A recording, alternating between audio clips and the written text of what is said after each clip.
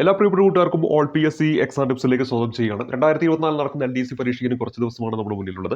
നമ്മളിവിടെ 2024 നടക്കുന്ന LDC പരീക്ഷയ്ക്ക് ഗുണപ്രദമാകുന്നതിൽ 10th ലെവലിലുള്ള പരീക്ഷാ ചോദ്യപേപ്പറിലെ ചോദ്യങ്ങളാണ് പരിചയപ്പെട്ടുകൊണ്ടിരിക്കുന്നത്. കഴിഞ്ഞ ഏതാനും ക്ലാസ്സിലൂടെ ആയിട്ട് കുറേ ചോദ്യങ്ങൾ നിങ്ങൾ മുന്നിലേക്ക് പരിചയപ്പെടുത്തി കഴിഞ്ഞു. ഇന്ന് നമ്മളിവിടെ ചർച്ച ചെയ്യാൻ പോകുന്ന 2024 നടത്തിയ പരീക്ഷയിലെ ഒരു ചോദ്യപേപ്പറാണ് നമ്മളിവിടെ ചർച്ച ചെയ്യാനായിട്ട് ആരംഭിക്കുന്നത്. 2024 കേരള PSC നടത്തിയിരിക്കുന്ന male warden, junior laboratory assistant, caretaker തുടങ്ങിയ തസ്തികയിലേക്ക് നടത്തിയിരിക്കുന്ന പരീക്ഷാ പേപ്പറിലെ ചോദ്യങ്ങളും അവയുടെ ഉത്തരങ്ങളും ഫൈനാൻസ് പ്രകാരം എന്തൊക്കെയാണ് നമുക്കൊന്ന് പരിശോധിക്കാം. ഇവിടെ തന്നിരിക്കുന്ന ഒന്നാമത്തെ ചോദ്യം ശ്രീനാരായണ ഗുരു ആത്മോപദേശ ശതകം എന്ന് നൽകിയിരിക്കുന്നു. ചട്ടമ്പി സ്വാമികൾ വേദാധികാര നിരൂപണം നൽകിയിരിക്കുന്നു. വൈകുണ്ഠ സ്വാമികൾ പ്രാചീന മലയാളം, വാക്പടാനന്ദ, അഭിനവ കേരളം എന്ന് നൽകിയിരിക്കുന്നു. താഴെ കൊടുത്തിരിക്കുന്നവയിൽ ശരിയായത് രേഖപ്പെടുത്തുക എന്നതാണ് നമ്മുടെ ചോദ്യത്തിൽ തന്നിരിക്കുന്നത്. ഇവിടെ ശ്രീനാരായണ ഗുരു ആത്മോപദേശ ശതകം എന്ന് പറയുന്നത് ശരിയാണ്. ശ്രീനാരായണ ഗുരുവുമായി ബന്ധപ്പെട്ട കൃതിയാണ് ആത്മോപദേശ ശതകം. ചട്ടമ്പി സ്വാമികൾ വേദാധികാര നിരൂപണം എന്ന് പറയുന്നതും ശരിയാണ്. ചട്ടമ്പി സ്വാമിയുമായി ബന്ധപ്പെട്ടതാണ് വേദാധികാര നിരൂപണം. എന്നാൽ വൈകുണ്ഠ സ്വാമികൾ പ്രാചീന മലയാളം എന്ന് നൽകിയത് തെറ്റാണ്. പ്രാചീന മലയാളം എന്ന് പറയുന്നത് ആരുമായി ബന്ധപ്പെട്ടതാണ്? അത് ചട്ടമ്പി സ്വാമിയുമായിട്ട് ബന്ധപ്പെട്ട കൃതിയാണ്. വാക്പടാനന്ദൻ, അഭിനവ കേരളം എന്ന് നൽകിയിരിക്കുന്നു. അതും എന്താണ്? ശരിയായിട്ടുള്ളതാണ്. അതായത് ഇവിടെ 1, 2, 4 മാത്രമാണ് ശരി. ഓപ്ഷൻ സി ആണ് നമ്മുടെ ഉത്തരമായിട്ട് വരിക. ശ്രീനാരായണ ഗുരുവുമായി ബന്ധപ്പെട്ട് നമ്മുടെ SCR ടെക്സ്റ്റ് ബുക്കിൽ പറഞ്ഞു പോകുന്ന കൃതികളുണ്ട്. അത് ജസ്റ്റ് ഒന്ന് പരിചയപ്പെടണം. കാരണം അതിൽ നിന്നാണ് എപ്പോഴും ചോദ്യങ്ങൾ വരുന്നത്. ഈ ചോദ്യവും അങ്ങനെ തന്നെയാണ് നൽകിയിരിക്കുന്നത്. ആത്മോപദേശ ശതകം ഓൾറെഡി നമ്മളിവിടെ പരിചയപ്പെട്ടു. ശ്രീനാരായണ ഗുരുവുമായി ബന്ധപ്പെട്ടതാണ്. ഇതുകൂടാതെ ഓർത്തിരിക്കേണ്ട ഒരു കൃതിയാണ് ദർശനമാല എന്ന് പറയുന്നത്. ശ്രീനാരായണ ഗുരുവുമായി ബന്ധപ്പെട്ടതാണ്. അതുപോലെ തന്നെ ശ്രീനാരായണ ഗുരുവുമായി ബന്ധപ്പെട്ട് SCRT ടെക്സ്റ്റ് ബുക്കിൽ പറഞ്ഞു പോകുന്ന ഒരു കൃതിയാണ് ദൈവദശകം എന്ന് പറയുന്നത്. അപ്പൊ ദൈവദശകം എന്ന് പറയുന്നത് ശ്രീനാരായണ ഗുരുവുമായി ബന്ധപ്പെട്ടതാണ്. അതുപോലെ തന്നെ ആത്മോപദേശ ശതകം, അതുപോലെ തന്നെ ദർശനമാല. ഇനി ഇവിടെ ചട്ടമ്പി സ്വാമികളുമായി ബന്ധപ്പെട്ട് 2 കൃതികൾ നമ്മുടെ ഈ ഓപ്ഷനിൽ കൊടുത്തിട്ടുണ്ട്. അതായത് വേദാധികാര നിരൂപണവും മറ്റൊന്ന് പ്രാചീന മലയാളവുമാണ്. ഇത് രണ്ടും എവിടെ പറയുന്നുണ്ട്? SCRT ടെക്സ്റ്റ് ബുക്കിൽ പറയുന്നുണ്ട്. ഇത് കൂടാതെ SCRT ടെക്സ്റ്റ് ബുക്കിൽ ചട്ടമ്പി സ്വാമികളുമായി ബന്ധപ്പെട്ട് പറഞ്ഞു പോകുന്ന കൃതിയാണ് ആദിഭാഷ എന്ന കാര്യം ഓർത്തിരിക്കുക. ചട്ടമ്പി സ്വാമികളുമായി ബന്ധപ്പെട്ട് SCRT ടെക്സ്റ്റുകൾ പറയുന്ന ഒരു കൃതിയാണ് ഏത്? ആദിഭാഷ എന്ന കാര്യം ഓർത്തിരിക്കുക. അതുപോലെ തന്നെ പരീക്ഷകളിൽ ചോദിച്ചിട്ടുള്ള മറ്റൊരു ചട്ടമ്പി സ്വാമിയുമായി ബന്ധപ്പെട്ട കൃതിയാണ് അദ്വൈത ചിന്താ പദ്ധതി എന്ന പേരും ഓർത്തിരിക്കുക. ഇപ്പൊ ചട്ടമ്പി സ്വാമിയുമായി ബന്ധപ്പെട്ട് പരീക്ഷകളിൽ ചോദിച്ചിട്ടുള്ള പ്രധാനപ്പെട്ട ഒരു കൃതിയാണ് അദ്വൈത ചിന്താ പദ്ധതി എന്ന കാര്യം ഓർത്തിരിക്കണം. അദ്വൈത ചിന്താ പദ്ധതി. അപ്പൊ ചട്ടമ്പി സ്വാമിയുമായി ബന്ധപ്പെട്ട 4 കൃതികൾ പരിചയപ്പെട്ടു. വേദാധികാര നിരൂപണം, പ്രാചീന മലയാളം, ആദിഭാഷ, അദ്വൈത ചിന്താ പദ്ധതി. ശ്രീനാരായണ ഗുരുവുമായി ബന്ധപ്പെട്ട ആത്മോപദേശ ശതകം, ദർശനമാല, ദൈവദശകം എന്നിവയെല്ലാം എന്താണ്? ശ്രീനാരായണ ഗുരുവുമായിട്ട് ബന്ധപ്പെട്ടാണ്. ഇനി വൈകുണ്ഠ സ്വാമികളുമായി ബന്ധപ്പെട്ട് PSC പരീക്ഷയിൽ എപ്പോഴും ചോദിക്കുന്ന ഒന്നാണ് അഖില തിരുട്ട് അമ്മാനൈ എന്ന് പറയുന്ന കൃതി ആരുമായി ബന്ധപ്പെട്ടിരിക്കുന്നു? ഈ പറയുന്ന വൈകുണ്ഠ സ്വാമിയുമായി ബന്ധപ്പെട്ട കൃതിയാണെന്ന കാര്യം ഓർത്തിരിക്കുക. അപ്പൊ ഏതാണ്? അഖില തിരുട്ട് അമ്മാനൈ എന്ന് പറയുന്നത് ആരുമായി ബന്ധപ്പെട്ടിരിക്കുന്നു? വൈകുണ്ഠ സ്വാമിയുമായി ബന്ധപ്പെട്ടിരിക്കുന്നു. അതുപോലെ തന്നെ അരുൾനൂൽ എന്ന് പറയുന്നത് ആരുമായി ബന്ധപ്പെട്ടിരിക്കുന്നു? വൈകുണ്ഠ സ്വാമിയുമായിട്ട് ബന്ധപ്പെട്ടിരിക്കുന്നു. അപ്പോൾ വൈകുണ്ഠ സ്വാമിയുമായി ബന്ധപ്പെട്ട 2 കൃതികൾ പരിചയപ്പെട്ടു. അഖിലത്തിരുട്ട് അമ്മാനെ, അതുപോലെ തന്നെ അരുൾനൂൽ എന്നീ 2 കൃതികൾ ഓർത്തിരിക്കുക. ഇനി വാക്പടാനന്ദനുമായി ബന്ധപ്പെട്ടതാണ് അഭിനവ കേരളം. അതുപോലെ തന്നെ വാക്പടാനന്ദനുമായി ബന്ധപ്പെട്ട് പരീക്ഷയ്ക്ക് ചോദിക്കുന്ന കുറേ കൃതികളുണ്ട്. ആത്മവിദ്യാ കാഹളം എപ്പോഴും PSC പരീക്ഷയിൽ ചോദിക്കുന്നതാണ്. യജമാനൻ, അതൊരു മാസികയാണ്. അതുപോലെ തന്നെ ആത്മവിദ്യ, അതുപോലെ തന്നെ അത്യാത്മയുദ്ധം, പ്രാർത്ഥനാഞ്ജലി, ഗാന്ധിജിയും ശാസ്ത്ര വ്യാഖ്യാനവും, ഈശ്വര വിചാരം, ആത്മവിദ്യ ലേഖമാല, കൊട്ടിയൂർ ഉത്സവപ്പാട്ട് രചിച്ചതാണെന്ന് PSC ചോദിക്കാറുള്ളതാണ്. പ്രത്യേകിച്ചും നമ്മുടെ കലാസാഹിത്യ മേഖലയിൽ ചോദിക്കാം. അത് വാക്പടാനന്ദനാണെന്ന് കാര്യം ഓർക്കുക. ശിവയോഗ വിലാസം ആരുടേതാണെന്ന് ചോദിക്കാം. ഉത്തരമായിട്ട് വരേണ്ടത് വാക്പടാനന്ദനാണ്. അപ്പോൾ വാക്പടാനന്ദനുമായി ബന്ധപ്പെട്ട് ഇവിടെ നൽകിയിരിക്കുന്ന അഭിനവ കേരളമാണ്. അഭിനവ കേരളം എന്ന് പറയുന്നത് വാക്പടാനന്ദനുമായി ബന്ധപ്പെട്ടിരിക്കുന്നു. കൊട്ടിയൂർ ഉത്സവപ്പാട്ട് ആരുമായി ബന്ധപ്പെട്ടിരിക്കുന്നു? നവോത്ഥാന നായകനായ വാക്പടാനന്ദനുമായി ബന്ധപ്പെട്ടിരിക്കുന്നു. അപ്പോൾ ഇതൊക്കെ എന്താണ്? കേരള PSC പരീക്ഷയിൽ ഈ അടുത്ത് നടന്ന 2024 ചോദിച്ചതാണ്. അപ്പോൾ ഈ നവോത്ഥാന നായകന്മാരുമായി ബന്ധപ്പെട്ട കൃതികളൊക്കെ ഒന്ന് പഠിക്കുക. കാരണം ഇതൊക്കെ വീണ്ടും ആവർത്തിക്കാം. അതിൽ തന്നെ ഞാൻ പറഞ്ഞിരുന്നു, SCRT ടെക്സ്റ്റ് ബുക്കിലെ നവോത്ഥാനവുമായി ബന്ധപ്പെട്ട 2ഓളം ചാപ്റ്ററുകളുണ്ട്. ആ ചാപ്റ്ററുകൾ പഠിക്കുക. അതിനുശേഷം മാത്രം എന്ത് ചെയ്യുക? ഗൈഡുകളിലേക്ക് പോവുക. കാരണം ആ ചാപ്റ്ററിനുള്ളിൽ നിന്നാണ് ചോദ്യങ്ങൾ വരുന്നത്. ഇവിടെയും അങ്ങനെയാണ് ചോദ്യങ്ങൾ വന്നിരിക്കുന്നത്. ഇനി നമ്മൾ അടുത്ത ചോദ്യത്തിലേക്ക് പോകാം. അപ്പോൾ 2ാമത്തെ ചോദ്യത്തിലേക്ക് പോവാണ്.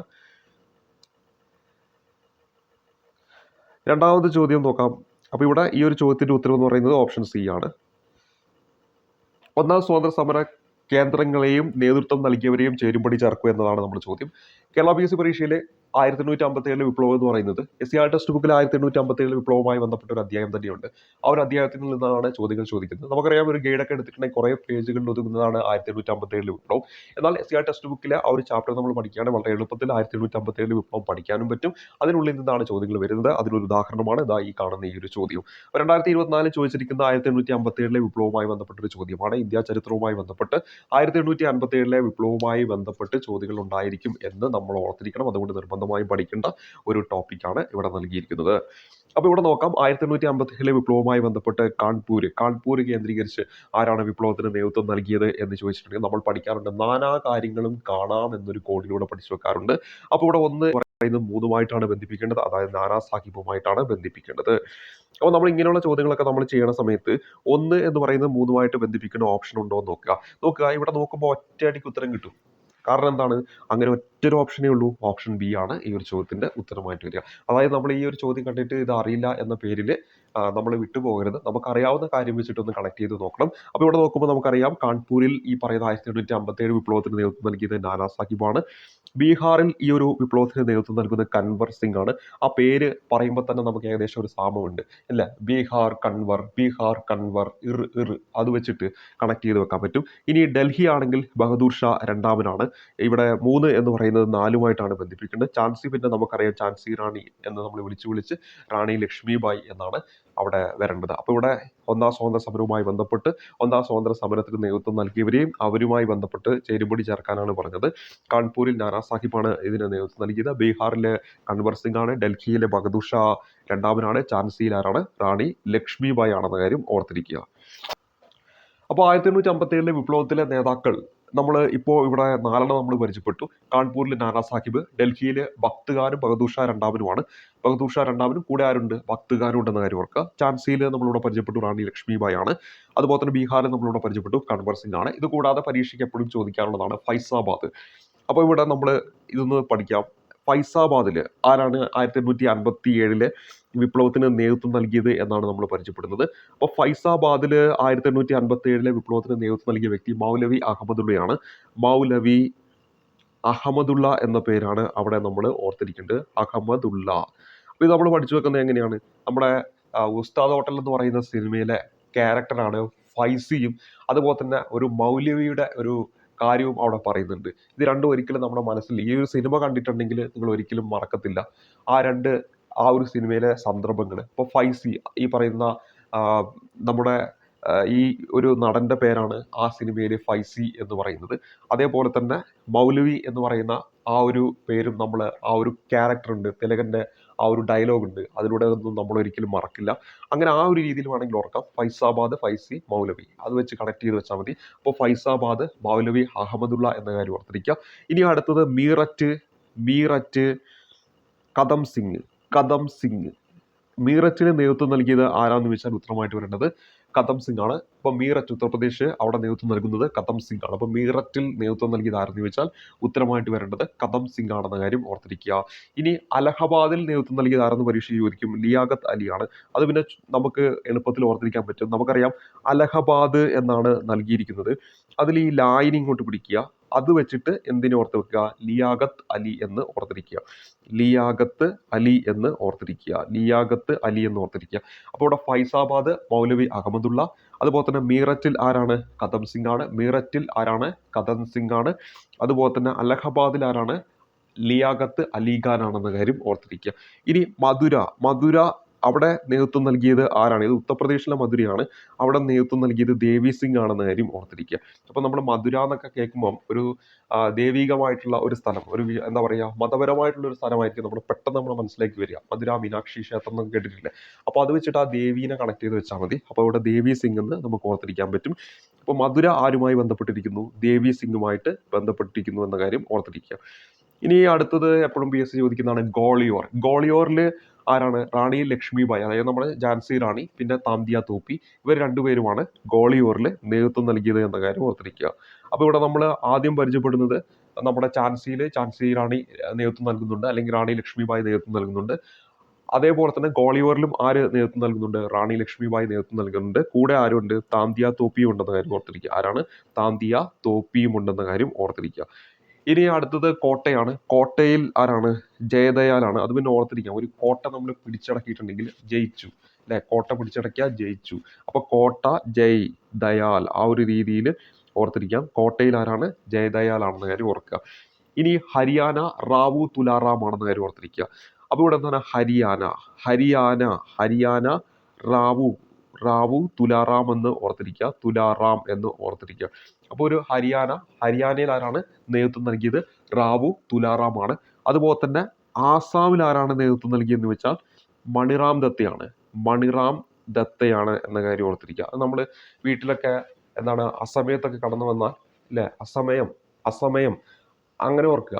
മണി അല്ലെ, സമയം മണി അങ്ങനെ നമ്മൾ പറയില്ലേ, 6 മണി 7 മണി 8 മണി ആ ഒരു രീതിയിൽ ഓർത്ത് വെച്ചാൽ ആരാണ്? മണിറാം ദത്തയാണ് നേതൃത്വം നൽകിയതെന്ന് ഓർത്തിരിക്കാൻ പറ്റും. ഇനി അടുത്തത് ബറൌട്ട് പർഖാന പരീക്ഷയ്ക്ക് ചോദിച്ചിട്ടുള്ളതാണ്. ബറൌട്ട് പർഖാനയിൽ നേതൃത്വം നൽകിയത് ആരെന്ന് വെച്ചാൽ ഷാമലാണ്. ഇത് പരീക്ഷയിൽ വന്നതാണ്. ബറൌട്ട് പർഖാന ഇവിടെ പറയുന്നതെല്ലാം പ്രീവിയസ് ആയിട്ട് ചോദിച്ചിട്ടുള്ളതാണ്. ബറൌട്ട് പർഖാനയിൽ നേതൃത്വം നൽകിയത് ആരാണെന്ന് ചോദിച്ചാൽ ഉത്തരമായിട്ട് വരേണ്ടത് ഷാമലാണെന്ന കാര്യം ഓർത്തിരിക്കുക. അപ്പോൾ 1857 വിപ്ലവം ബറൌട്ട് പർഖാനയിൽ നേതൃത്വം നൽകിയത് ആരെന്ന് വെച്ചാൽ ഷാമലാണെന്ന കാര്യം ഓർത്തിരിക്കണം. അതുപോലെ തന്നെ ലക്നൗ, ആഗ്ര, ഔദ്, അയോധ്യ. ഇതിൽ ലക്നൗ PSC പരീക്ഷയിൽ എപ്പോഴും ചോദിക്കുന്നതാണ്. എപ്പോഴും ചോദിക്കും. അതുപോലെ തന്നെ ഇത് കൂടാതെ ആഗ്രയുണ്ട്, പിന്നെ ഔദുണ്ട്, അയോധ്യയുണ്ട്. ആഗ്രയുണ്ട്, ഔദുണ്ട്, അയോധ്യയുണ്ട്. ഇവിടെ നേതൃത്വം നൽകിയത് ആരെന്ന് വെച്ചാൽ ബീഗം ഹസ്രത്ത് മഹലാണ്. ബീഗം ഹസ്രത്ത് മഹൽ ആണെന്ന കാര്യം ഓർത്തിരിക്കുക. അപ്പോൾ ലക്നൗ, ആഗ്ര, ഔദ്, അയോധ്യ എന്നിവിടങ്ങളിൽ നേതൃത്വം നൽകിയത് ആരെന്ന് വെച്ചാൽ ബീഗം ഹസ്രത്ത് മഹലാണ്. അതുപോലെ തന്നെ ബീഹാറിൽ നമ്മൾ ഓൾറെഡി ഇപ്പോൾ പറഞ്ഞു, ബീഹാറിൽ നേതൃത്വം നൽകിയ വ്യക്തി ആരെന്ന് ചോദിച്ചാൽ അത് കൻവർ സിംഗ് ആണ്. ഇത് കൂടാതെ ജഗദീഷ്പൂരിലും അതുപോലെ തന്നെ ആരയിലും നേതൃത്വം നൽകിയത് ആര് തന്നെയാണ്? കൻവർ സിംഗ് ആണെന്ന കാര്യം ഓർത്തിരിക്കുക. ഇപ്പൊ ബീഹാർ, ജഗദീഷ്പൂർ, ആര ഇവിടങ്ങളിൽ നേതൃത്വം നൽകിയത് കൻവർ സിംഗ് ആണ്. അതുപോലെ PSC ചോദിക്കുന്നതാണ് ബറേലി, ബറേലി അതുപോലെ തന്നെ റോഹിൽഖണ്ഡ് എന്നിവിടങ്ങളിൽ നേതൃത്വം നൽകിയത് ആരെന്ന് ചോദിച്ചാൽ ഖാൻ ബഹദൂർ ഖാനാണ്. ആരാണ്? ഖാൻ ബഹദൂർ ഖാനാണെന്ന കാര്യം ഓർത്തിരിക്കുക. ബറേലി, റോഹിൽഖണ്ഡ് എവിടങ്ങളിൽ നേതൃത്വം നൽകിയത് ഖാൻ ബഹദൂർ ഖാൻ. അവസാനമായിട്ട് മാൻഡസോർ. ഈ പരീക്ഷയ്ക്ക് ചോദിക്കാം, മാൻഡസോറിൽ നേതൃത്വം നൽകിയത് ആരാണ് എന്ന് ചോദിച്ചാൽ ഉത്തരമായിട്ട് വരേണ്ടത് ഫിറോസ് ഷായാണ്. ആരാണ്? ഫിറോസ് ഷായാണെന്ന കാര്യം ഓർത്തിരിക്കുക. ഇവിടെ 1857 വിപ്ലവം, ആ വിപ്ലവത്തിന്റെ കേന്ദ്രം, അവിടെ നേതൃത്വം നൽകിയ വ്യക്തികളെയാണ് നമ്മളിവിടെ പരിചയപ്പെട്ടത്. അപ്പോൾ നമ്മളിവിടെ പരിചയപ്പെട്ടത് കാൺപൂരിൽ നേതൃത്വം നൽകിയാരെന്ന് വെച്ചാൽ നാനാ സാഹിബാണ്. ഡൽഹിയിൽ നേതൃത്വം നൽകിയത് ഭക്ത് ഖാനും ബഹദൂർ ഷാ രണ്ടുമാണ്. ഝാൻസിയിൽ നേതൃത്വം നൽകിയ റാണി ലക്ഷ്മിബായി ആണ്. ആ റാണി ലക്ഷ്മിബായി ഗോളിയോറിലും നേതൃത്വം നൽകുന്നു. ഒപ്പം താന്തി തോപ്പിയുണ്ട്.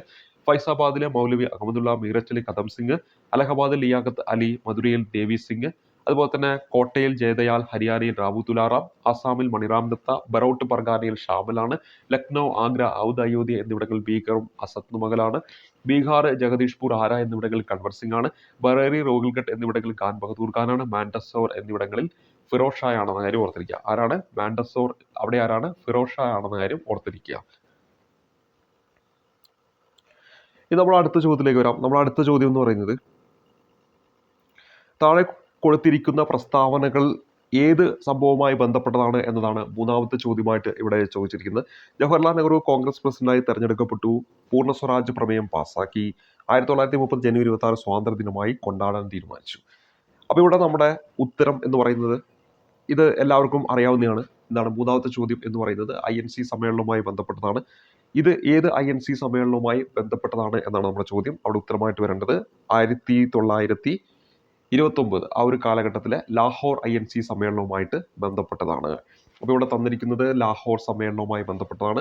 ജവഹർലാൽ നെഹ്റുവിന്റെ അധ്യക്ഷതയിൽ 1929 ഡിസംബറിൽ ചേർന്ന കോൺഗ്രസിന്റെ സമ്മേളനമാണ് ലാഹോർ സമ്മേളനം എന്ന് നമുക്കറിയാം. പൂർണ്ണ സ്വരാജ് കോൺഗ്രസിന്റെ അന്തിമ ലക്ഷ്യമാണെന്ന് പ്രഖ്യാപിച്ച സമ്മേളനമാണ് എന്ന് നമുക്കറിയാം. അതാണ് പൂർണ്ണ സ്വരാജ് പ്രമേയം പാസാക്കി എന്ന് പറയുന്നത്.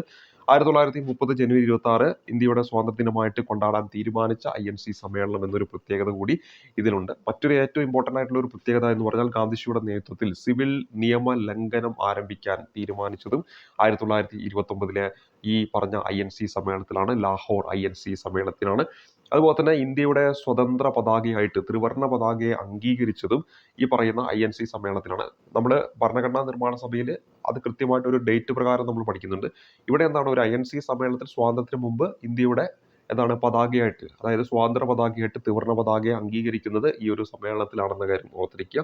അതുപോലെ ഇന്ത്യൻ സ്വാതന്ത്ര്യ സമരത്തിന്റെ അന്തിമ ലക്ഷ്യം പൂർണ്ണ സ്വരാജ് അല്ലെങ്കിൽ സമ്പൂർണ്ണ സ്വാതന്ത്ര്യമാണെന്ന് ഈ ഒരു സമ്മേളനത്തിൽ പ്രഖ്യാപിക്കുന്നു. അതെല്ലാം എന്താണ് വളരെ ഇമ്പോർട്ടന്റ് ആയിട്ടുള്ള പോയിന്റുകളാണ്.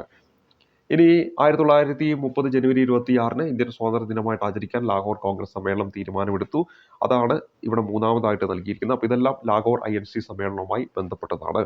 ഇനി ഇവിടെ കറാച്ചി സമ്മേളനമുണ്ട്. കറാച്ചി സമ്മേളനം 1931 കറാച്ചി സമ്മേളനം അതിന് അധ്യക്ഷം നൽകുന്നത് സർദാർ വല്ലഭായ് പട്ടേലാണ്. കേരള PSC പരീക്ഷയിലെ എത്രയോ തവണ ചോദിച്ചിരിക്കുന്ന ഒരു സമ്മേളനമാണ് 1931 കറാച്ചി സമ്മേളനം. അധ്യക്ഷനായിരുന്നു വെച്ചാൽ സർദാർ വല്ലഭായ് പട്ടേലാണ്. ഈ ഒരു സമ്മേളനത്തിന്റെ ഏറ്റവും വലിയ പ്രത്യേകത എന്ന് വെച്ചാൽ നമുക്കറിയാം മൗലികാവകാശങ്ങളുടെ ശില്പി എന്നറിയപ്പെടുന്ന സർദാർ വല്ലഭായ് പട്ടേലാണ്. മൗലികാവകാശങ്ങളും സാമ്പത്തിക നയങ്ങളും അവതരിപ്പിച്ച സമ്മേളനം ഏത് എന്ന് ചോദിച്ചാൽ 1931 INC കറാച്ചി സമ്മേളനമാണ്. മൗലിക അവകാശങ്ങളും സാമ്പത്തിക നയങ്ങളും അവതരിപ്പിച്ച INC സമ്മേളനം 1931 കറാച്ചി സമ്മേളനം അധ്യക്ഷനായിട്ട് വരുന്നത് സർദാർ വല്ലഭായ് പട്ടേലാണെന്ന കാര്യം ഓർത്തിരിക്കുക. ഇനി ഇവിടെ നൽകിയിരിക്കുന്ന ഒരു സമ്മേളനമാണ് നമ്മുടെ നാഗ്പൂർ സമ്മേളനം. 1920 നാഗ്പൂർ സമ്മേളനം നടക്കുന്നത്. അധ്യക്ഷനായിട്ട് വരുന്നത് വിജയരാഘവാചാര്യാണ്. നിസ്സഹകരണ പ്രസ്ഥാന പ്രമേയം പാസാക്കിയ സമ്മേളനം എന്നൊരു പ്രത്യേകതയുണ്ട്. നമ്മൾ തൊട്ടുമുമ്പ് നമ്മൾ പരിചയപ്പെട്ടു. 1929 ലാഹോർ സമ്മേളനത്തിൽ മഹാത്മാഗാന്ധി എന്താണ് സിവിൽ നിയമലംഘനം ആരംഭിക്കാൻ തീരുമാനിച്ചു. അതിനു മുമ്പ് നടന്ന മഹാത്മാഗാന്ധിയുടെ നേതൃത്വത്തിൽ നടന്ന പ്രധാനപ്പെട്ട ഒരു സംഭവമാണ് ഇന്ത്യ സ്വാതന്ത്ര്യ സമര ചരിത്രത്തിലേക്ക് കടക്കുമ്പോൾ നിസ്സഹകരണ പ്രസ്ഥാനം 1920 കാലഘട്ടത്തിൽ ആ നിസ്സഹകരണ പ്രസ്ഥാന പ്രമേയം പാസ്സാക്കുന്നത്, അത് നടത്താൻ വേണ്ടിയിട്ട് പാസ്സാക്കുന്ന INC സമ്മേളനമാണ് 1920 നാഗ്പൂർ INC സമ്മേളനം. അതിന്റെ അധ്യക്ഷനായിട്ട് വന്നത് വിജയരാഘവാചാര്യാണെന്ന കാര്യം ഓർത്തിരിക്കുകയാണ്. അപ്പോൾ ഇവിടെ നമ്മൾ പരിചയപ്പെട്ടിരിക്കുന്നത് എന്താണ്? ഓപ്ഷൻ ഡി ആയിട്ട് നമ്മളിവിടെ പരിചയപ്പെട്ടിരിക്കുന്നത് നാഗ്പൂർ സമ്മേളനമാണ്. അതിനും വളരെയധികം പ്രാധാന്യമുണ്ട്. ഇതേപോലെ 1891 വെച്ച് നടന്ന നാഗ്പൂർ സമ്മേളനത്തിന് നേതൃത്വം നൽകിയത് P. അനന്തചാർലുവാണ്. ആദ്യത്തെ ദക്ഷിണേന്ത്യക്കാരനാണ് അദ്ദേഹം. അതും ഈ നാഗ്പൂരിൽ വെച്ചിട്ടാണ് നടക്കുന്നത്. അപ്പോൾ നാഗ്പൂർ സമ്മേളനം 1920 അത് വളരെ ഇമ്പോർട്ടൻ്റ് ആണ്. അതേപോലെ തന്നെ ആദ്യമായിട്ട് ഒരു ദക്ഷിണേന്ത്യക്കാരൻ ഈ പറയുന്ന INCയുടെ അധ്യക്ഷനായിട്ടൊക്കെ വരുന്ന, അതുപോലെ തന്നെ P. അനന്തചാർലു 1891 നാഗ്പൂർ സമ്മേളനം, അതൊക്കെ ഒന്ന് ഓർത്തിരിക്കുക. അപ്പോൾ ഇവിടെ നമ്മൾ ചർച്ച ചെയ്തത് എന്താണ്? ഈ പറയുന്ന ചോദ്യവുമായി ബന്ധപ്പെട്ട അതിൻ്റെ ഓപ്ഷനിലെ കുറച്ച് ഇമ്പോർട്ടൻറ്റ് കാര്യങ്ങൾ നമ്മളിവിടെ പറഞ്ഞു പോയിട്ടുണ്ട്. അതൊക്കെ വളരെ ഇമ്പോർട്ടൻ്റ് ആണ്. ഇനി അടുത്ത 4ാമത്തെ ചോദ്യത്തിലേക്ക് വരാം. ചൈനയെ ആധുനീകരിക്കാൻ സന്യാസൻ മുന്നോട്ട് വെച്ച ആശയങ്ങൾ രേഖപ്പെടുത്തുക. മഞ്ജു രാജവംശത്തെയും സാമ്രാജ്യ ശക്തികളെയും പുറത്താക്കുക, ജനാധിപത്യ ഭരണം സ്ഥാപിക്കുക, മൂലധനം നിയന്ത്രിക്കുകയും ഭൂമി വിതരണം നടത്തുകയും ചെയ്യുക എന്നാണ് ഇവിടെ നൽകിയിരിക്കുന്നത്. ചൈനയെ ആധുനീകരിക്കാൻ സന്യാസൻ മുന്നോട്ട് വെച്ച ആശയങ്ങൾ രേഖപ്പെടുത്തുക എന്നതാണ് നമ്മുടെ ചോദ്യം. വളരെ നല്ലൊരു ചോദ്യമാണ്. വീണ്ടും ഇതേ ചോദ്യങ്ങൾ PSC പരീക്ഷയിൽ ചോദിക്കാവുന്നതാണ്. അപ്പോൾ ഇവിടെ നമ്മുടെ ഉത്തരം എന്ന് പറയുന്നത് ഇതെല്ലാം ശരി എന്നതാണ്. 4ാമത്തെ ചോദ്യത്തിന്റെ ഉത്തരം എന്ന് പറയുന്നത് ഓപ്ഷൻ ഡി ആണ് നമ്മുടെ ഉത്തരമായിട്ട് വരുന്നത്. ഓർത്തിരിക്കുക. മഞ്ജു രാജവംശത്തെയും സാമ്രാജ്യ ശക്തികളെയും പുറത്താക്കുക, ചൈനയെ ആധുനീകരിക്കാൻ സൻ യാറ്റ്സൻ മുന്നോട്ട് വെച്ച ആശയങ്ങളാണ് ഇവിടെ ഉള്ളത്. അതിലൊന്ന് മഞ്ജു രാജവംശത്തെയും സാമ്രാജ്യ ശക്തികളെയും പുറത്താക്കുക, ജനാധിപത്യ ഭരണം സ്ഥാപിക്കുക, മൂലധനം നിയന്ത്രിക്കുകയും ഭൂമി വിതരണം നടത്തുകയും ചെയ്യുക. ഇതെല്ലാം എന്താണ്? ചൈനയെ ആധുനീകരിക്കാൻ സൻ യാറ്റ്സൻ മുന്നോട്ട് വെച്ച ആശയങ്ങളാണ് എന്ന കാര്യം ഓർത്തിരിക്കുക. അപ്പോൾ ചൈനയുമായി ബന്ധപ്പെട്ട് കിടക്കുന്ന രാജവംശമാണ് മഞ്ജു രാജവംശം എന്ന കാര്യം ഓർത്തിരിക്കുക. അപ്പോൾ അത് ഏതുമായി ബന്ധപ്പെട്ടിരിക്കുന്നു ചോദിക്കാം. ഉത്തരമായിട്ട് വരേണ്ടത് മഞ്ജു രാജവംശം ചൈനയുമായി ബന്ധപ്പെട്ടിരിക്കുന്നു എന്ന കാര്യം ഓർക്കുക. ഇനി സന്യാസന്റെ ആശയങ്ങൾ പരീക്ഷയ്ക്ക് ചോദിക്കാറുണ്ട്. സന്യാസന്റെ ആശയങ്ങളാണ് ദേശീയത. ഈ അടുത്ത് നടന്ന പരീക്ഷയ്ക്ക് ചോദിച്ചതാണ് ദേശീയത. 2ാമത് വരുന്നത് ജനാധിപത്യം. 3ാമത് വരുന്നത് സോഷ്യലിസം. അതാണ് ഈ ഒരു പരീക്ഷയിലും ചോദിച്ചിരിക്കുന്നത്. അതായത് സോഷ്യലിസം ഇങ്ങനെയും ചോദിക്കും. സന്യാസന്റെ ആശയങ്ങളിൽ പെടാത്തത് ഏത് അല്ലെങ്കിൽ പെടുന്നത് ഏത്? അപ്പോൾ അവിടെ ദേശീയത, ജനാധിപത്യം, സോഷ്യലിസം. അതൊന്ന് എന്താണ് ഈ പറയുന്ന സ്റ്റേറ്റ്മെന്റ് രൂപത്തിലാണ് ഈ ഒരു ചോദ്യത്തിൽ ചോദിച്ചിരിക്കുന്നത്.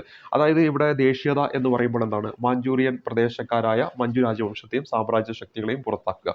ജനാധിപത്യം എന്ന് പറഞ്ഞാൽ എന്താണ്? ജനാധിപത്യ ഭരണം സ്ഥാപിക്കുക. സോഷ്യലിസം എന്ന് പറഞ്ഞാൽ എന്താണ്?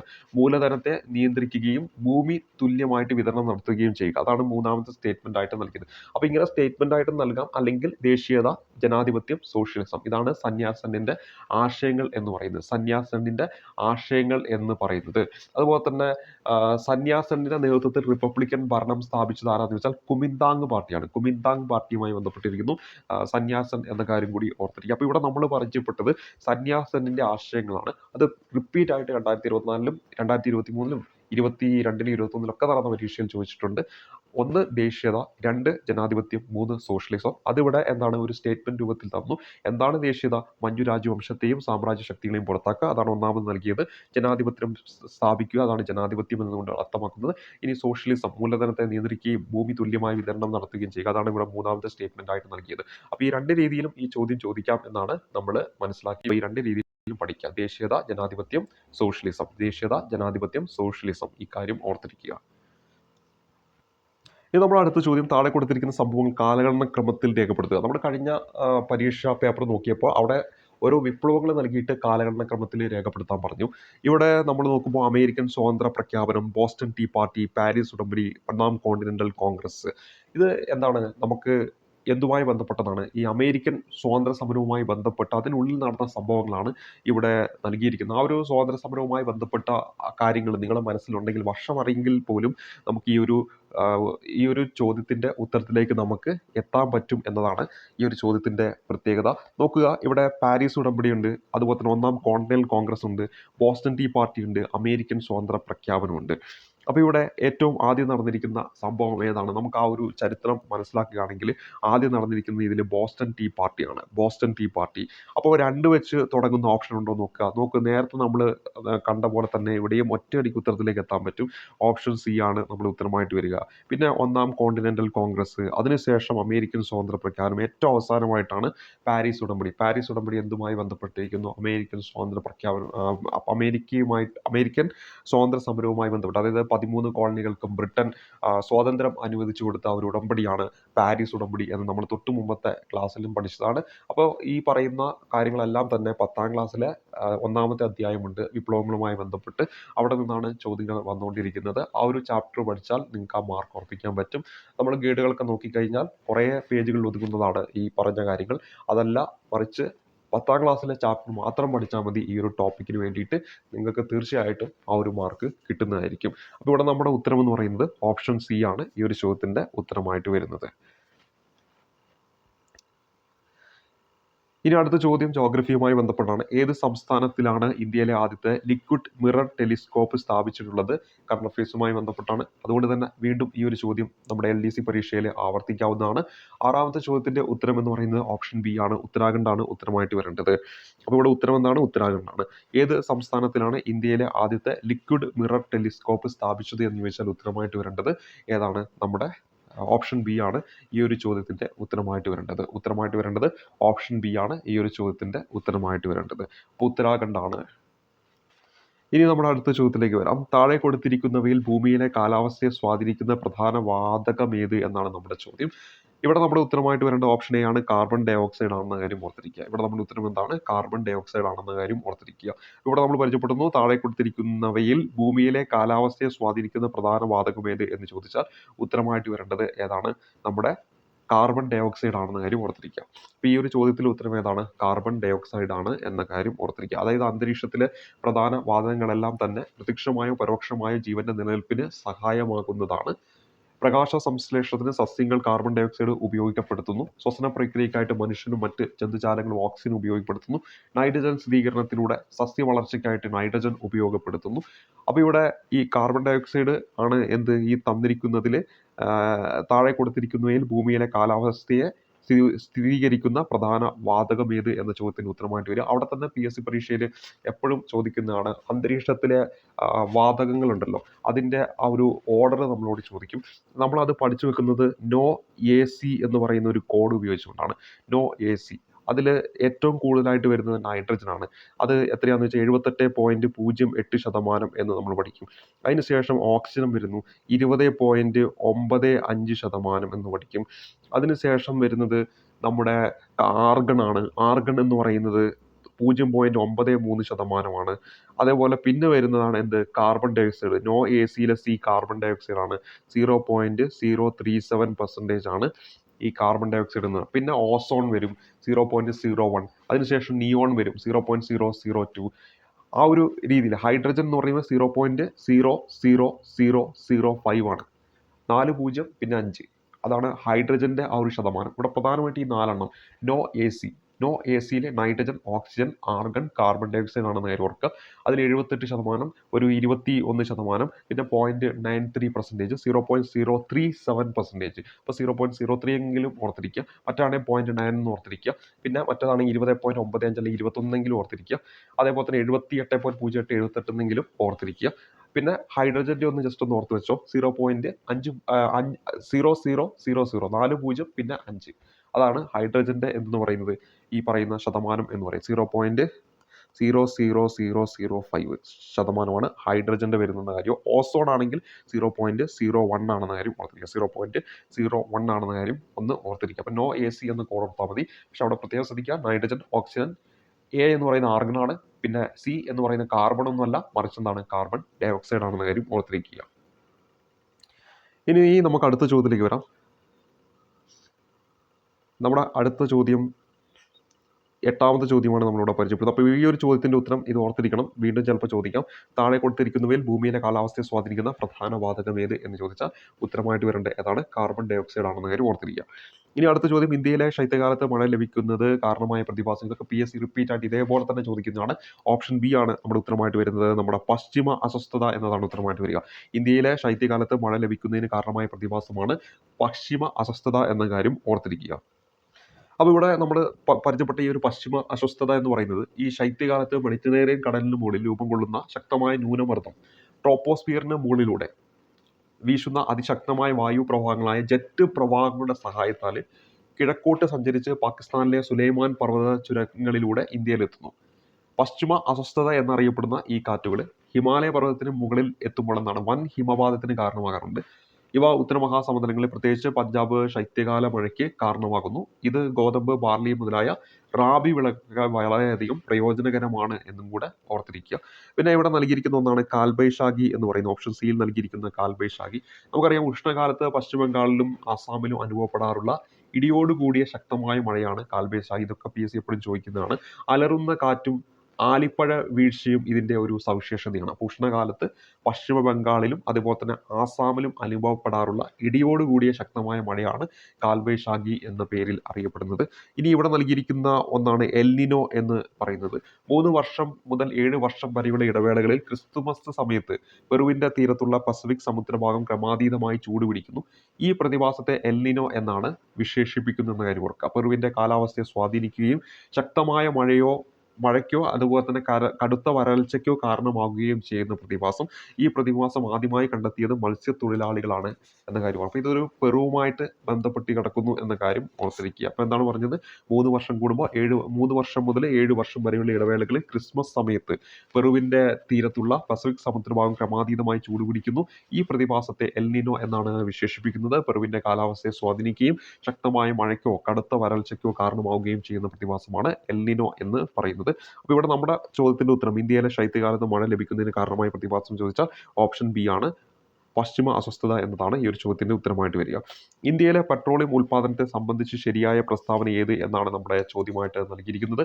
9ാമത്തെ ചോദ്യം, ഏറ്റവും വലിയ എണ്ണപ്പാടം ജാരിയാണ്, ഏറ്റവും വലിയ എണ്ണപ്പാടം സുന്ദർഘട്ടാണ്, ഏറ്റവും വലിയ എണ്ണപ്പാടം മുംബൈ ഹൈ ആണ്. ഇവിടെ നമ്മൾ ഉത്തരമായിട്ട് വരേണ്ടത് ഓപ്ഷൻ സി ആണ്.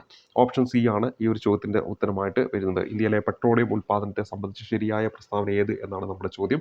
ഇവിടെ ഏറ്റവും വലിയ എണ്ണപ്പാടം എന്ന് പറഞ്ഞ് PSC പ്രൊഫഷണൽ ഉത്തരസൂചികയിൽ ഇത് നൽകിയത് ജാരി എന്നായിരുന്നു. അത് പിന്നീട് മാറ്റി ഏറ്റവും വലിയ എണ്ണപ്പാടം എന്ന് പറയുന്നത് ഏതാണ്? നമ്മുടെ ഫൈനൽ ആൻസർ കീയിലേക്ക് വന്നപ്പോൾ ഓപ്ഷൻ സി ആണ്.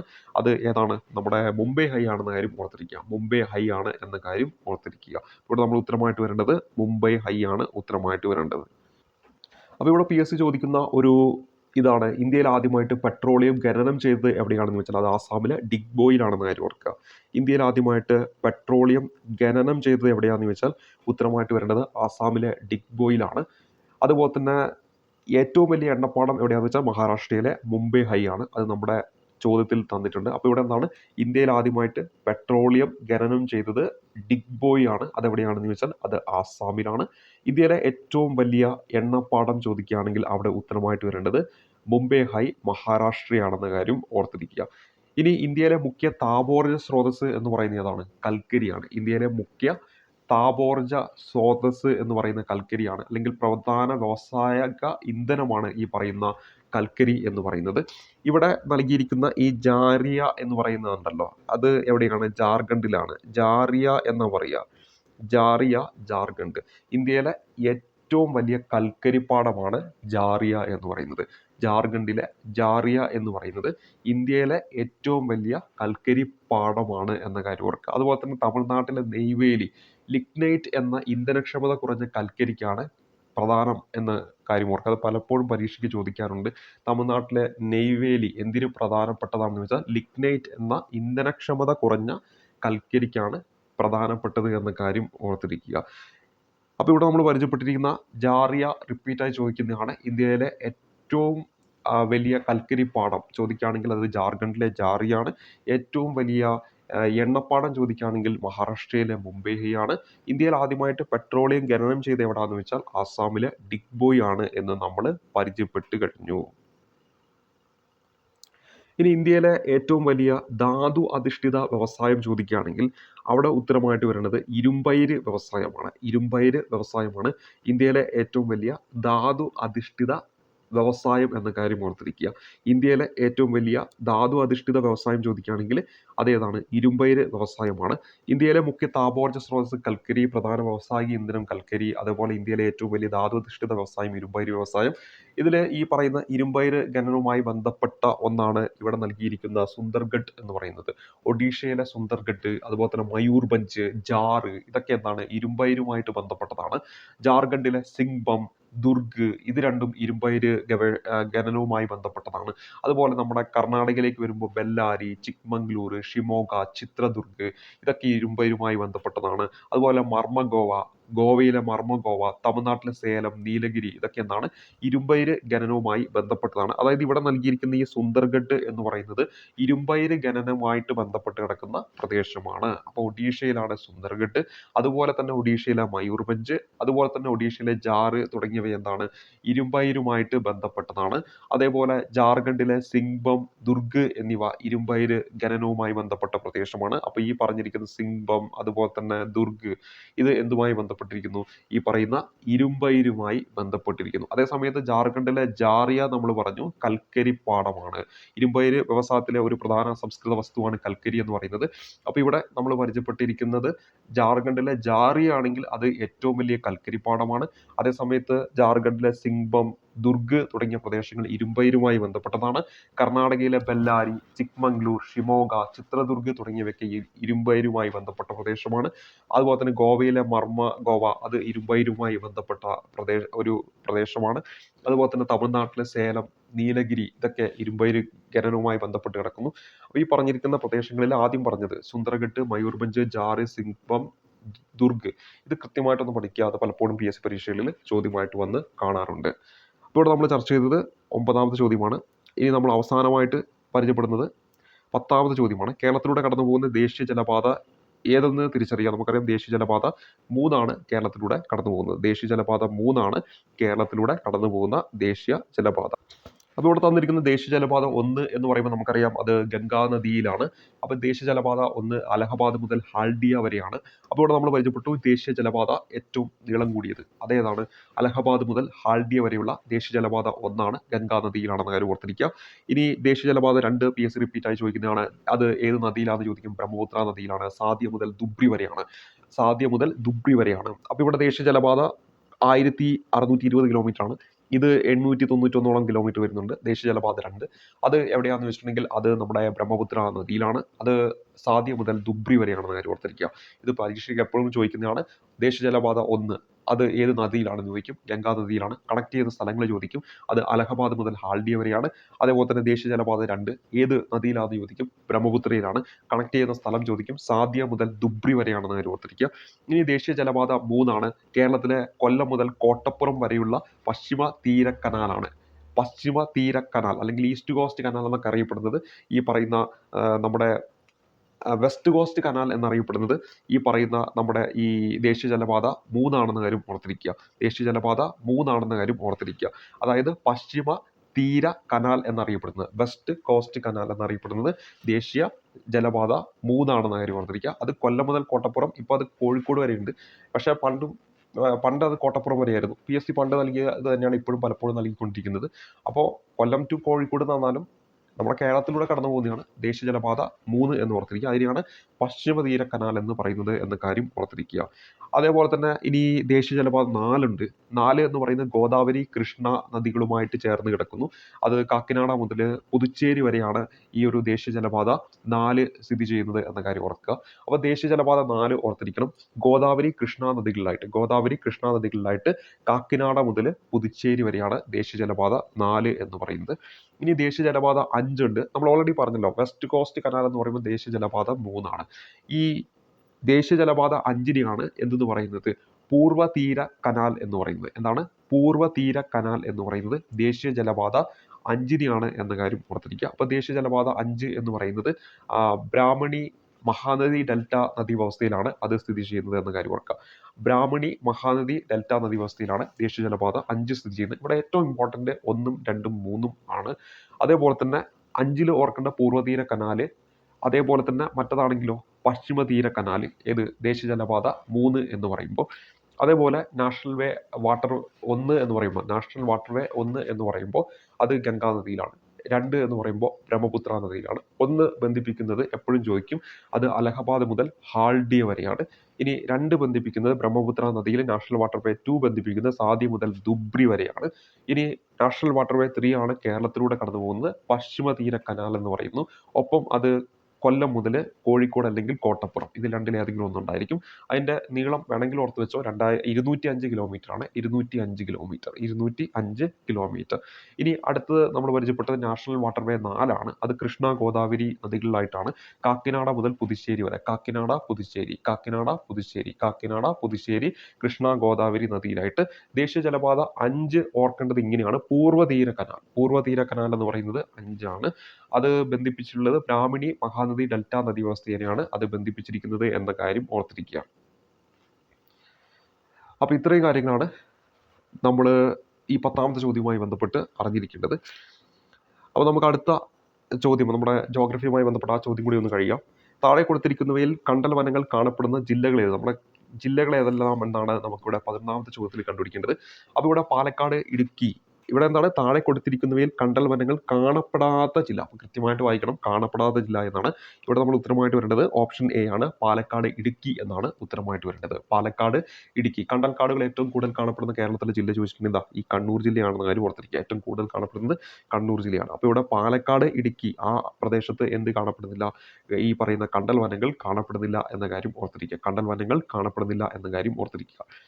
കേരളത്തിൽ കണ്ടൽക്കാടുകൾ കാണപ്പെടാത്ത ജില്ലകളാണ് ഈ പറയുന്ന ഇടുക്കിയുണ്ട്, അതുപോലെ തന്നെ പാലക്കാടുണ്ട്, നമ്മുടെ വയനാടുണ്ട്, പത്തനംതിട്ടയുണ്ട്. ഈ 4 ജില്ലകൾ ഓർത്തിരിക്കുക. ഏതെല്ലാമാണ്?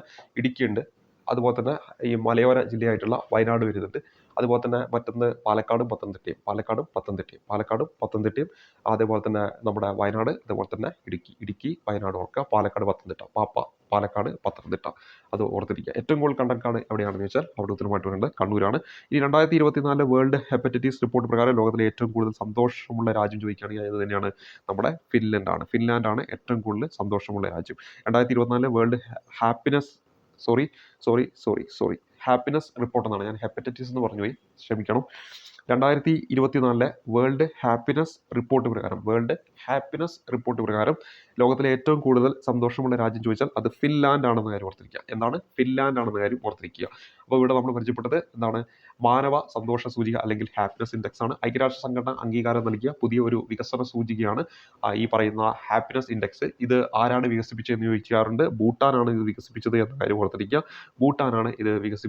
കാര്യം ഓർത്തിരിക്കുക. അപ്പോൾ 2024 മാനവ സന്തോഷ സൂചിക പ്രകാരം 1ാം സ്ഥാനത്തുള്ള രാജ്യം ചോദിക്കുകയാണെങ്കിൽ നമ്മുടെ ഫിൻലാൻഡാണ്. ഇന്ത്യയുടെ സ്ഥാനം ചോദിക്കുകയാണെങ്കിൽ 126ാമത്തെ രാജ്യമാണ് ഇന്ത്യ. 126ാമത്തെ രാജ്യമാണ് ഇന്ത്യ എന്ന കാര്യം ഓർത്തിരിക്കുക. 2ാം സ്ഥാനത്താണ് ഈ പറയുന്ന പറയുന്ന ഡെൻമാർക്ക് വരുന്നത്. അതുപോലെ തന്നെ 3-ാം സ്ഥാനത്ത് വരുന്ന ഐസ്ലാൻഡ് ആണ്. അപ്പോൾ 1-ാം സ്ഥാനത്ത് ഫിൻലാൻഡ്, പിന്നെ ഡെൻമാർക്ക്, ഐസ്ലാൻഡ്. ഇന്ത്യയുടെ സ്ഥാനം ചോദിക്കുകയാണെങ്കിൽ 126. ഈ 2023 ചോദിച്ചാലും ആര് തന്നെയാണ്? ഫിൻലാൻഡ് തന്നെയാണ്. 2-ാം സ്ഥാനത്ത് ഡെൻമാർക്ക് തന്നെയാണ്. 3-ാം സ്ഥാനത്ത് ആരാണ്? ഐസ്ലാൻഡ് ആണ്. ഇന്ത്യയുടെ സ്ഥാനം അപ്പോഴും എത്ര തന്നെയാണ്? 126 തന്നെയാണ്. പക്ഷേ 2022 ഇന്ത്യയുടെ സ്ഥാനം 136 ആയിരുന്നു. 2023 126, 2024 126 തന്നെയാണ്. ആ ഒരു കണക്ക് ഫിൻലാൻഡ്, ഡെൻമാർക്ക്, ഐസ്ലാൻഡ് അത് ഈ 2022 23 24 ഒക്കെ അതേ ഓർഡറിൽ തന്നെയാണ്. ഒന്നാമത് വരുന്നത് ഫിൻലാൻഡ് ആണെന്ന കാര്യം ഓർത്തിരിക്കുക. അപ്പോൾ ഇത്രയും കാര്യങ്ങളാണ് ഈ ഒരു ക്ലാസ് നമ്മൾ പരിചയപ്പെടുന്നത്. അപ്പോൾ ഇവിടെ നമ്മൾ 12ഓളം ചോദ്യങ്ങൾ അതുമായി ബന്ധപ്പെട്ട കുറച്ച് ഇമ്പോർട്ടൻറ്റ് കാര്യങ്ങളും പരിചയപ്പെട്ടു. അപ്പോൾ 2024 വേൾഡ് ഹാപ്പിനെസ് റിപ്പോർട്ട് വളരെ ഇമ്പോർട്ടൻ്റ് ആണ്. ഞാൻ പരിചയപ്പെടുത്തിയ 126 വളരെ ഇമ്പോർട്ടൻ്റ് ആണ്. അതുപോലെ തന്നെ ഫിൻലാൻഡ് ഓർത്തിരിക്കുക. 22 ആണെങ്കിലും 23 ആണെങ്കിലും 24 ആണെങ്കിലും ടോപ്പിൽ ഫിൻലാൻഡ്, രണ്ടാമത് വരുന്ന ഡെൻമാർക്ക്. അതൊക്കെ ഒന്ന് ഓർത്ത് വെച്ച് പഠിക്കുക. അപ്പോൾ ഇവിടെ നമ്മൾ 12 ചോദ്യങ്ങൾ പരിചയപ്പെടുത്തി. ബാക്കി ചോദ്യങ്ങളുമായിട്ട് അടുത്തൊരു ക്ലാസ് നമ്മൾ കണ്ടുമുട്ടും. അപ്പോൾ ഇന്നത്തെ ക്ലാസ്സിൽ എന്തെങ്കിലുമൊക്കെ പുതിയ പോയിന്റുകളും അല്ലെങ്കിൽ ഒരു റിവിഷൻ എന്ന രീതിയിലും ഒക്കെ നിങ്ങൾക്ക് ഗുണപ്രദമായിരിക്കുമെന്ന് വിശ്വസിച്ചുകൊണ്ട് ക്ലാസ് അവസാനിപ്പിക്കുന്നു. നന്ദി, നമസ്കാരം.